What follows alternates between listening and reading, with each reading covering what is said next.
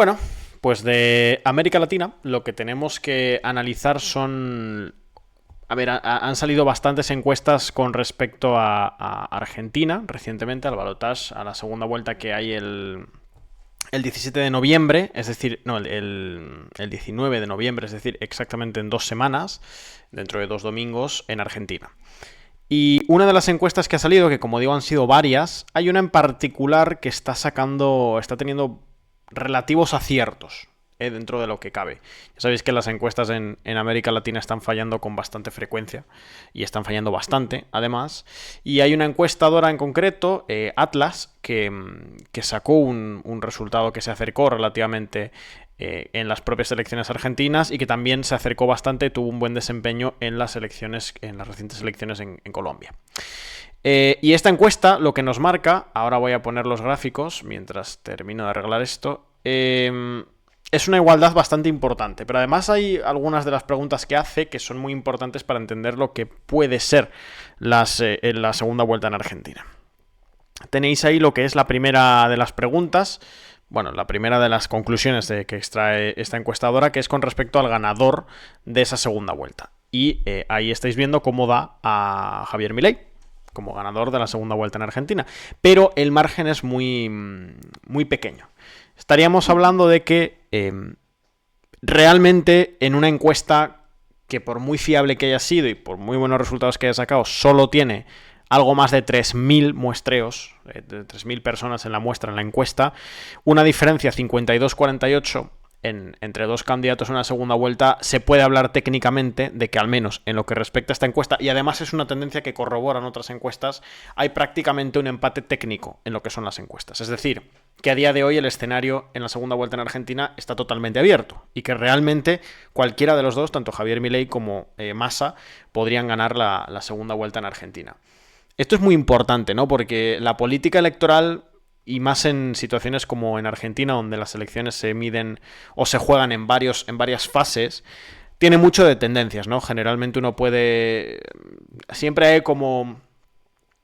¿cómo decirlo? Como una especie de inmediatez. Es decir, cuando en las PASO Javier Milei quedó primero, ya parecía que, bueno, que Milei iba a ganar en primera vuelta las elecciones. Y después, cuando en la primera vuelta el peronismo sacó un buen resultado y Milei quedó por detrás, ya durante unos cuantos días el clima generalizado era de que Sergio Massa iba a ser presidente y que Milei no tenía nada que hacer. Bueno, pues el escenario es el que es ahora mismo, lo que marcan varias encuestas, y en concreto esta, que es de las pocas de la que yo creo que se pueden sacar ciertas conclusiones por su nivel de acierto reciente, es eso, que hay un escenario de empate. Hay un detalle muy importante que quiero recalcar cuando uno mira encuestas en cualquier país, que es una idea que tiende a estar equivocada, que es que las encuestas no son bolas de cristal. Es decir, las encuestas lo que te dan es una foto fija del momento en concreto en el que se ha hecho la encuesta.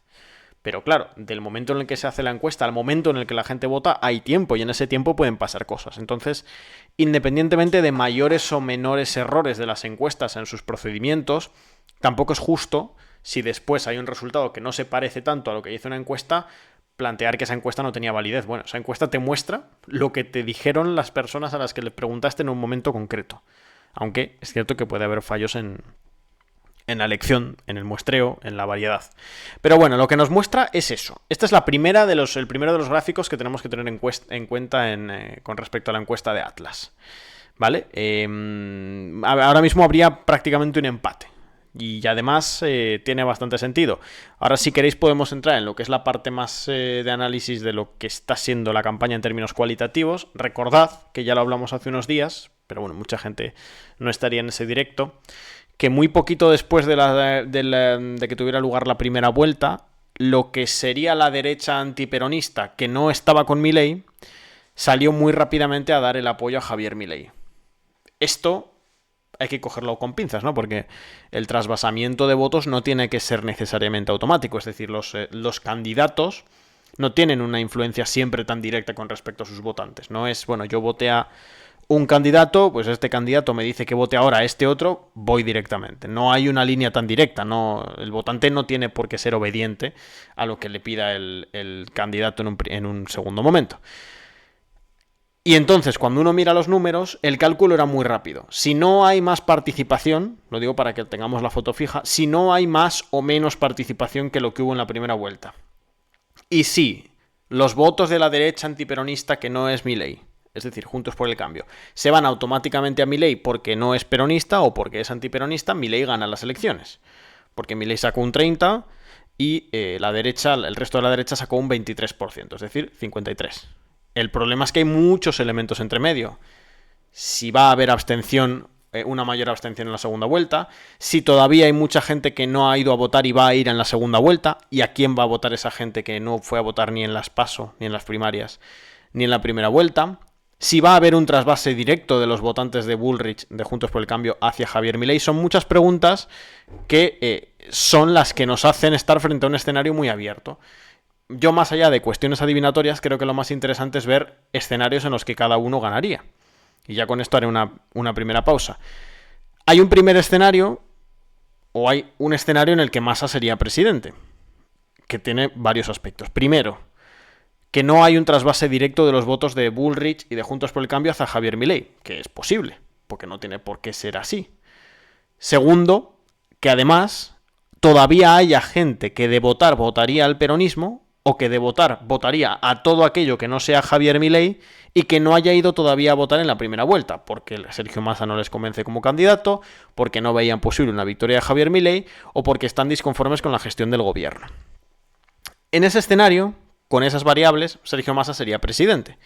Pero hay otro escenario posible, que es que haya un trasvase bastante directo de los votos de Bullrich y de Juntos por el Cambio hacia Javier Milei, y que no haya ya una mayor movilización. Es decir, que los votantes peronistas ya hayan ido a votar. Ya fueron a votar en la primera vuelta y ese es el número. Ese es el número de votante peronista. Si ese escenario se da, no hay mayor participación peronista y hay un trasvase relativamente directo de los votos Bullrich hacia Milei. Si encima los votos de Schiaretti no van de manera directa a Sergio Massa, sino que van una parte a la abstención y una parte a Milei, Milei sería presidente de Argentina. Son dos escenarios, ambos dos escenarios son posibles, no podemos saber cuál va a tener lugar porque no conocemos esas variables. No sabemos quién se ha abstenido en la primera vuelta. No sabemos cómo va a ser el trasvase de votos de Bullrich a Milei. Así que el escenario está abierto y a día de hoy cualquiera de los dos puede ser presidente. La realidad es esa. La realidad es que estamos en un escenario en el que todo lo que sea una victoria por menos de 5 puntos de alguno de los dos candidatos es perfectamente posible. Y en esos márgenes la campaña va a ser muy importante. El domingo que viene es el debate y ahí posiblemente, si todo va relativamente normal, es muy posible que Sergio Massa salga relativamente beneficiado porque a Javier Milei no se le tienden a dar bien los debates o no tan bien como a Sergio Massa, que es un buen candidato en esos términos, en su desenvolvimiento en los debates. Se mueve bastante bien. Tenemos más gráficos, más cosas que comentar. No sé, Andrea, si has visto alguna pregunta que merezca la pena atajar ya antes de entrar con el resto de gráficos. Porque he visto al chat relativamente activo, de reojo. Sobre todo diciendo que pobre Argentina si gana Milei. Pues nos preguntan que sí, pero Juntos por el Cambio no es Patricia todo en bloque. Bueno, esa es la idea. Ese también es un elemento.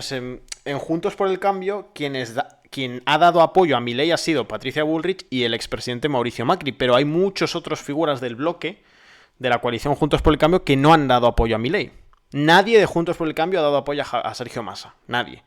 Pero sí ha habido sectores, como los radicales o como Larreta, que se han desligado de la decisión de Bullrich y de Macri y han dicho que ellos no apoyan a Milei, que ellos consideran que las dos opciones son malas. Entonces, claro, complejiza un poco eso. Yo creo que es poco creíble o poco factible que haya un trasvase directo. Es decir, que el 23% de Bullrich se vaya a Milei.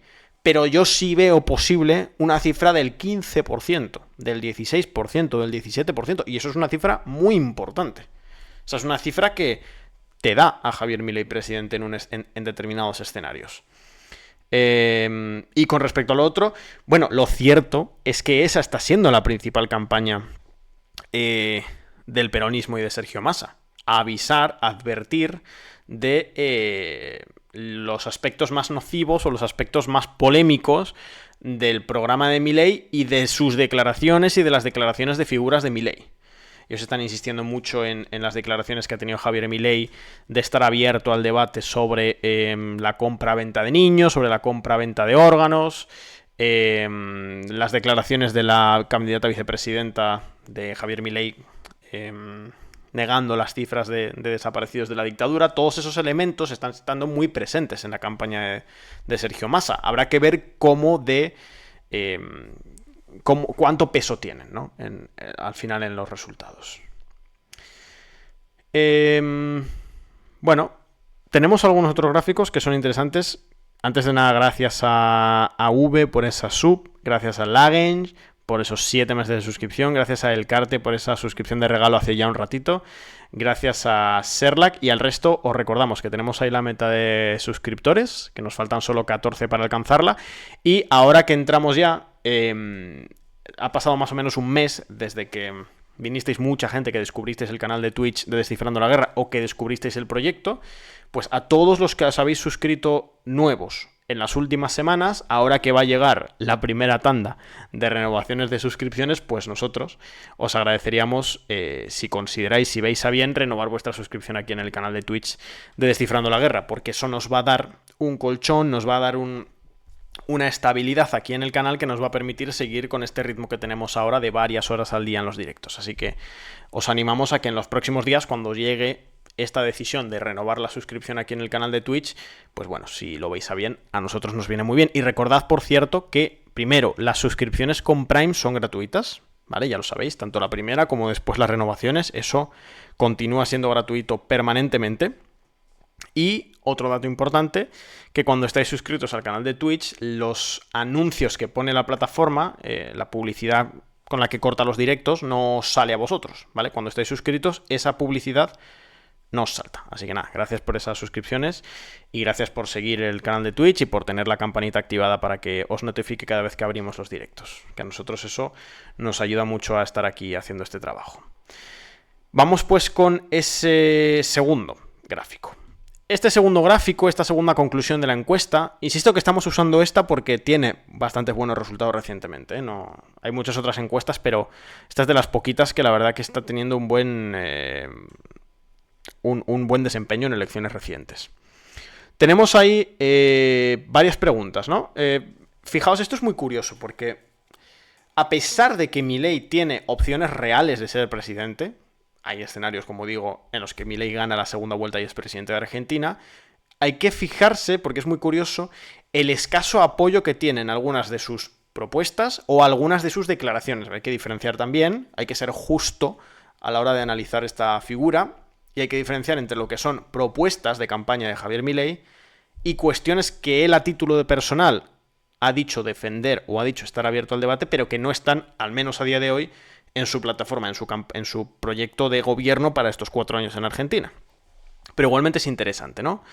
En concreto, nos vamos a la quinta. La quinta medida es la dolarización del sistema argentino, de la economía argentina. Es decir, que Argentina deje de tener dólar, o sea, deje de tener peso argentino eventualmente, y la economía, los intercambios dentro de la economía, incluso la compra o venta de bienes, se efectúe todo en dólares estadounidenses.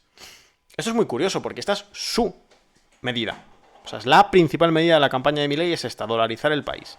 Y sin embargo, solo tiene un 36% de aprobación y un 50%, 49% de personas que dicen estar en contra.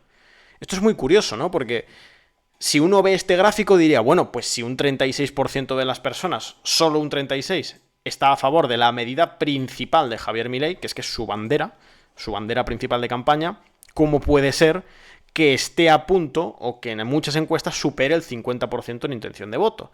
Bueno, hay que tener en cuenta, primero, hay una percepción generalizada en ciertos sectores del electorado argentino que le puede dar la victoria a Milei, de que, aunque les guste el cambio como cambio, les gusta Milei porque es una figura que representa el cambio, no creen que vaya a ser capaz de dolarizar la economía argentina. Entonces hay un cierto sector del electorado que dice, aunque yo no esté a favor de la medida de Milei de dolarizar la economía, le voto igualmente porque creo que no va a dolarizar la economía, que no va a poder. Luego, evidentemente, otros debates como la venta de órganos o la libre portación de armas, con la que evidentemente mucha gente está en contra, sobre todo la venta de órganos. Pero es muy curioso porque si bien la venta de órganos ha sido más bien declaraciones de estar abierto al debate, de tal y de cual, la otra cuestión, la de la libre portación de armas, sí es una cuestión que creo que no es estrictamente una medida, pero sí es un aspecto que defiende para el medio plazo en Argentina, y sin embargo solo el 21% de las personas lo apoyan, mientras que un 65% está en contra. Esto es muy curioso, ¿no? Porque habla de cómo buena parte del apoyo que tiene Milei electoralmente pareciera que es simplemente por la idea del cambio. Es decir, no quiero lo que está y voy a votar a cualquier cosa que se presente y que no sea lo que hay ahora. Y esto nos lleva directamente a este siguiente gráfico, porque conecta perfectamente con esta idea. Fijaos la imagen positiva o negativa, en concreto de las figuras representantes a día de hoy del peronismo, ¿vale? De lo que es Unión por la Patria, de lo que es el oficialismo de Sergio, dentro del cual está Sergio Massa. Sergio Massa tiene un 52% de imagen negativa, es el que menos tiene, pero solo un 41% de imagen positiva. Kicillof, gobernador de la provincia de Buenos Aires, 38% de imagen positiva, 52% de imagen negativa. Cristina Fernández de Kirchner, que es la gran figura del peronismo en los últimos 20 años, 30% de imagen positiva, 64% de imagen negativa. Y el presidente actual de Argentina, Alberto Fernández, del cual Sergio Massa es ministro de Economía, tiene un 78% de imagen negativa y un 9% de imagen positiva. Es una barbaridad. Una absoluta barbaridad este número. O sea, independientemente de que la encuesta pueda haber fallado un poco, el número es una sobrada. O sea, posiblemente uno de los presidentes, por no decir el mandatario latinoamericano con menor aprobación a día de hoy. Estamos hablando de que su fuerza política ha obtenido un 37% en las elecciones y él tiene una imagen positiva del 9%. Esto nos ayuda a entender en parte por qué Milei, pese a todo lo que sabemos de Milei, pese a todo lo que dice Milei, pese a todo lo que se dice de Milei, tiene opciones de ganar las elecciones. Porque hay un sector del electorado en Argentina que va a votar absolutamente a cualquier cosa que se enfrente al peronismo y que se enfrente al candidato del peronismo. No sé, Andrea, si tenemos preguntas antes de pasar a los últimos gráficos. No, yo quería preguntar a qué se debe, o sea, una popularidad, o sea, tan mala percepción de Alberto Fernández, y después hacer un repaso de cuáles han sido los eventos o los motivos. Bueno, ha habido varias cuestiones. De hecho, es paradigmático, ¿no? Porque Alberto Fernández, él gana las elecciones con bastante contundencia, con el arrastre electoral de Cristina Kirchner, que iba como vicepresidenta y que es la que pone el mayor caudal de votos. Pero él al principio de su mandato, él llega en finales del 2019 y durante los primeros meses de la pandemia, él tiene una aprobación altísima, pero altísima, del 70%. Tenía una imagen positiva muy muy alta, porque su gestión de la pandemia inicialmente fue percibida como una buena gestión. Fue un país dentro de América Latina que se anticipó bastante, que se movió bien en la gestión de la pandemia en los primeros meses, en las primeras semanas, pero después, a medida que la pandemia iba avanzando, Argentina fue uno de los países que más tardó en el mundo hispanohablante en levantar las restricciones. Tuvo un escándalo, dos escándalos en concreto, que podríamos pensar que no son de un carácter estructural muy importante, pero sí afectaron mucho su imagen positiva, que cayó en picado desde entonces, que fue, se descubrió que determinados miembros del gobierno recibieron vacunas antes de que les tocase por edad, y se descubrió que en mitad del confinamiento, de ese largo confinamiento que tuvo Argentina, el presidente Alberto Fernández realizó en su propio domicilio una fiesta de cumpleaños de su mujer con, no sé si eran, me lo invento, 15, 20, 25 personas. Esto que, desde luego, no es una cuestión muy estructural, es decir, no es una medida de gobierno, fue un escándalo de tal magnitud que su popularidad empezó a caer. A eso se le sumó que su gestión de la inflación no fue eficaz en ningún caso. Argentina tiene una inflación del 125% aproximadamente anual, es una inflación altísima, que el valor del peso se siguió devaluando durante su presidencia y que, en resumen, todas aquellas cosas que Alberto Fernández dijo en campaña que era capaz de solucionar, no solucionó. No solucionó la inflación, no solucionó la devaluación del peso, no solucionó, encima le vino una pandemia, que eso pues le vino y ya está, tuvo esos escándalos. A pesar de que la campaña de vacunación en Argentina fue bastante buena para lo que fueron en otros países, pero tuvo estos escándalos y hay una percepción de que gestionó mal la parte económica. Y aquí hago un matiz, ¿vale? Lo importante en este sentido no es descubrir si la gestionó mal o no la gestionó mal. ¿A qué me refiero? Yo no soy economista. Yo no sé si... ¿Hemos tenido una raíz? Ah, sí, de Anuj. ¿Qué tal? Sí. Bienvenidos a todos. Estamos aquí hablando de Argentina, que estoy seguro de que con Anuj lo habéis comentado bastante sobre Milei y sobre la segunda vuelta del 19 de noviembre. Así que bueno, bienvenidos a todos y vamos a seguir con lo que estábamos comentando. Ahora en un ratito vamos con preguntas, o sea que si queréis dejar alguna sobre la segunda vuelta en Argentina, pues ya sabéis. Bueno, en resumen, lo digo muy rápido. Independientemente de las explicaciones de por qué la economía argentina hoy está como esté, los hay que lo achacan al gobierno de Alberto Fernández, los hay que lo achacan a la deuda que dejó el gobierno de Mauricio Macri con el Fondo Monetario Internacional, y los hay que hacen un mix de ambas cosas. En cualquier caso, lo que hay un consenso generalizado de que el gobierno de Alberto Fernández no ha solucionado el problema de la inflación, el problema de la devaluación y determinados problemas estructurales de la economía argentina. Entonces, ese motivo, esos aspectos hacen que Alberto Fernández tenga una popularidad muy baja. Y además de ello, Alberto Fernández no ha sido capaz en ningún caso, porque no es su perfil político, de ser un líder carismático, de generar lo que en Argentina en su momento se llamó como lo que podría ser el albertismo. Eso no existe. De hecho, ya desde hace meses Alberto Fernández no sale, no habla, no dice nada. En términos simbólicos, el presidente de Argentina ya es Massa. Ya es Sergio Massa, aunque sea el ministro de Economía, es el que da las ruedas de prensa, es el que explica absolutamente todo, y Alberto Fernández está ya desplazado. Entonces se le ha considerado como un presidente ineficaz y como un presidente no carismático. No sé si tenemos preguntas. Nos quedan los últimos gráficos ya para cerrar el tema. Ujú. Vamos a ver.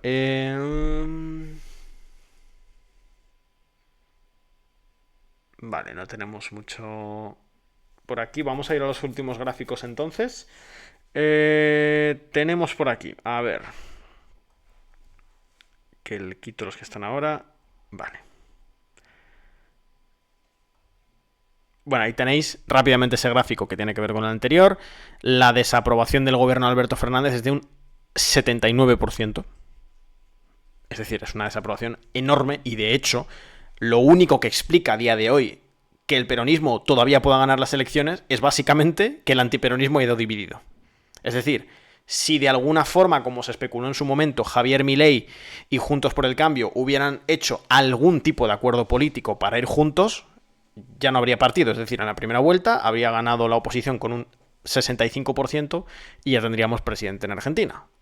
Es esa misma separación de la oposición y el hecho de que el candidato sea un candidato totalmente rupturista e invotable para muchos sectores de la población lo que hace posible que el peronismo todavía pueda ganar las elecciones. Eso, y que el peronismo, hay que decir esto, tiene una base de militancia barrial y en distintos puntos del país muy importante, tan importante que es capaz de hacer campaña en este sentido.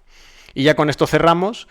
Ahí tenéis otro gráfico de lo que han sido lo que son los problemas principales, la percepción de los problemas principales en Argentina. Bueno, ahí tenéis, ¿no? Casi un 80% consideran que los precios y la inflación son el principal problema de Argentina. Si a ello le sumas que la corrupción es el segundo elemento y que la inseguridad es el tercero, pues te da el cóctel de que Milei pueda ser presidente. Milei postula tener una receta que en 18 meses termina con la inflación en el país, postula que hay que acabar con la corrupción de la casta política, es el término que utiliza, y pone de candidata a vicepresidenta a una figura vinculada con el sector militar y que promete terminar con la inseguridad. Ahí tenemos el cóctel.